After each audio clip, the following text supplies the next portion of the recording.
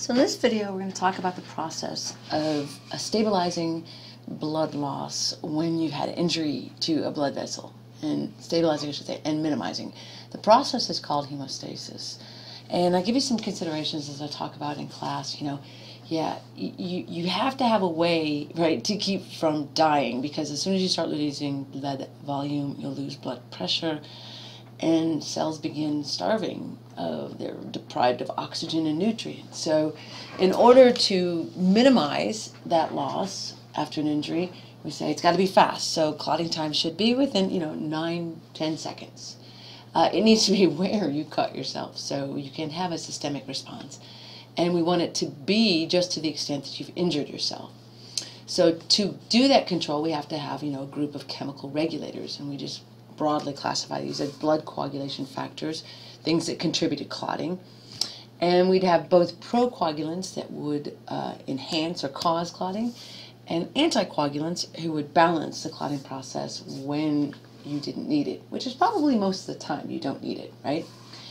I mentioned here that these factors, these regulators, are generally released by platelets moving through the blood. Remember, they're little bags of chemicals, or the injured cells themselves. So when you injure yourself and that cell is cut in the process, well, it's leaking out all kinds of chemicals.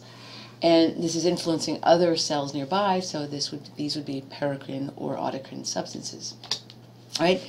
So when this occurs, right, when you cut yourself, you would see first and foremost vascular spasm. So here's a nice image of the tube, and shows you this transition from being a wide tube to a much more narrow, right, passage.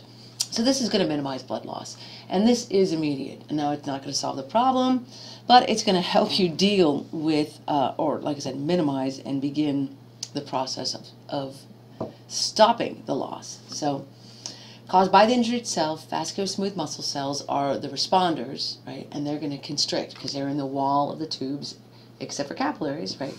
And they would simply, as they contract, the tube would become smaller.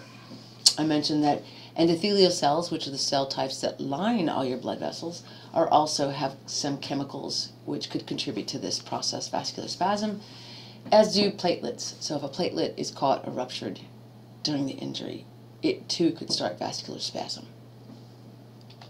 Right? Next, we'll have platelet plug formation, which is just what it says. So here we have this narrowed opening where we've been injured, and it'll be a number of platelets getting caught there, and again, stopping or slowing the loss of blood.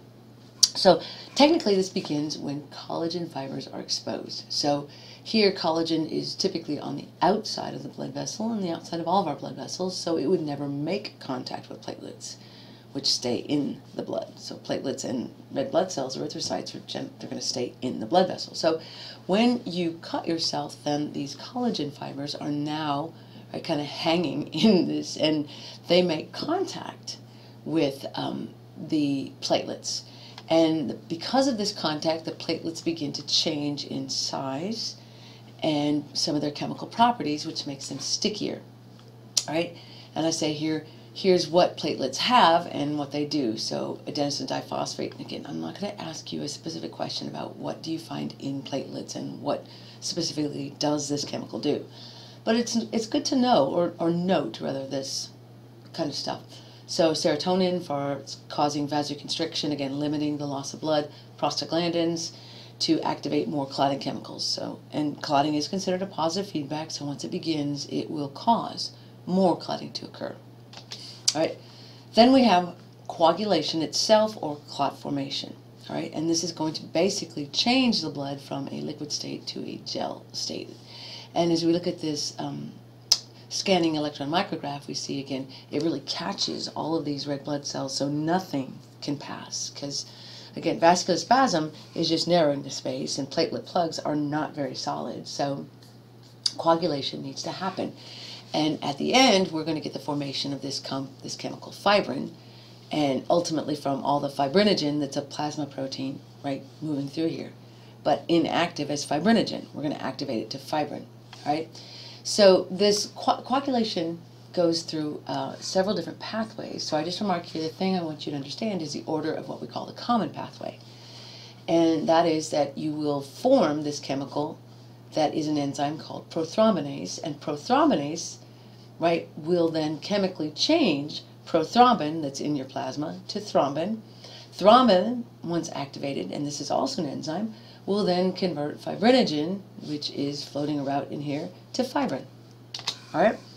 So this cartoon shows, right, the passage of this, and then I have a YouTube video if there's not good animations to look at to try to see this in action, and that's really important in trying to grasp the concept.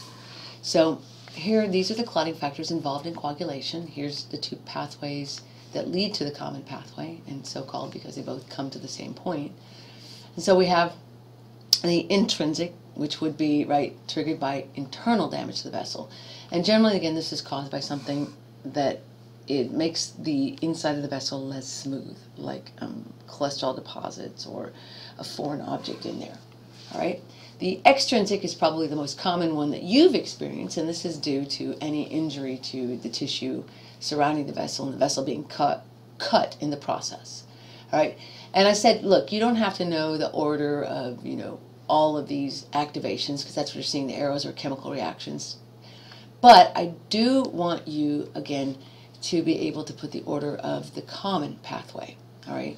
So I do want you to know that all three have clotting factors and need calcium and vitamin K. I want you to know that clotting factors are made by the liver and the platelets. Right? So that's our source of all these in the blood. And again, once we have gotten to the conversion, the production of thrombin will be that last step to convert fibrinogen to fibrin, and then we stabilize the clot, and it's going to stop blood loss. All right? So this just goes through, and I said, for your sake of understanding a little bit more, the difference between the extrinsic and intrinsic pathways. And again, for our purposes, we really want to understand that intrinsic is internal problems in the blood vessel, while extrinsic is the tissue damage and the common, again, a pathway that you probably most likely have experienced, unfortunately. All right? And both of these converge, right, come to the common pathway. All right, this is just a table to identify all the different factors by their actual names. You'll note that they are basically plasma proteins, as I said, and made by the liver, some by the platelets as well. Okay?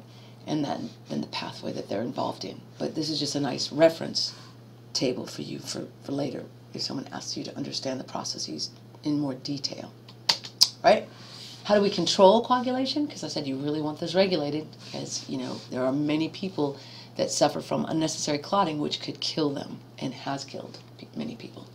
So I mentioned that you have about 30 pro, so they're going to cause coagulation. Most are plasma proteins, as we said, yes, in the previous slides, made by the liver, and they are inactive. So they're ready, but they're not working yet. All right? So we control it by keeping blood moving. So these clotting factors have to come in contact with each other. And so if blood slows down for any reason, then they have an opportunity to contact each other. But by keeping blood just flowing, you wouldn't have a lot of them in contact at any given time unless, again, you had cut yourself and slowed the flow because of vascular spasm and platelet plugs. And thrombin is especially powerful if this starts to get activated, and it's going to change all that fibrinogen. All right? You have anticoagulants as well, and there's more of these, and they tend to bind and prevent the procoagulants from being activated. So again, how do we keep clotting from happening unless we need it? All right, and then lastly, there's chemicals like prostacyclin and nitric oxide, which are made by endothelial cells, and endothelial cells line all of your blood vessels, and these two chemicals will inhibit platelet aggregation. So they're going to limit how many platelets can get together at any given time. And that, again, is going to prevent the clot from becoming overzealous or just extending too far. All right? The problems with hemostasis, again, maintaining the proper flow of blood and no loss of blood, minimizing loss or stabilizing blood. Well, you clearly can have too much clotting if you have an excess of platelet, Okay, so I say thrombocytosis, right, leads to thrombus formation. So a thrombus is a term for clot. If the vessels, there's imperfections inside the vessels. This is especially true for the intrinsic pathway. Anytime blood slows down, we have a potential for too much clotting, right? And I just remarked that we call this a thrombus, an embolus, when it goes into circulation. And thrombi are easily dislodged, so that is a problem. Too little clotting can occur quite simply from platelet deficiency, right? Thrombocytopenia. This leads to spontaneous bleeding, right? And then here's the reasons that you could get, right, platelet deficiency. Clearly, bone marrow problems would be a big deal. Certain drugs do this, radiation, and vitamin deficiencies, all right? You could also have problems with your liver, or in the manufacture of vitamin K, or again, drug therapies could lead to a deficiency in the procoagulants. So these are also chemicals made, as we mentioned, that help to control clotting. So too little clotting if we don't have enough of the procoagulants that would drive clotting. So liver makes these. If we have liver damage, we're going to have a problem with clotting. All right? Clots dissolve in a matter of a couple of days. It's called fibrinolysis, and plasminogen is a chemical that is most important for this. Again, this is inactive as we look at that suffix OGEN, and we're going to have to activate it. Well, it turns out that the activating chemical is called plasminogen activator, and often we treat or clot bust with this compound called TPA, which is a tissue plasminogen activator.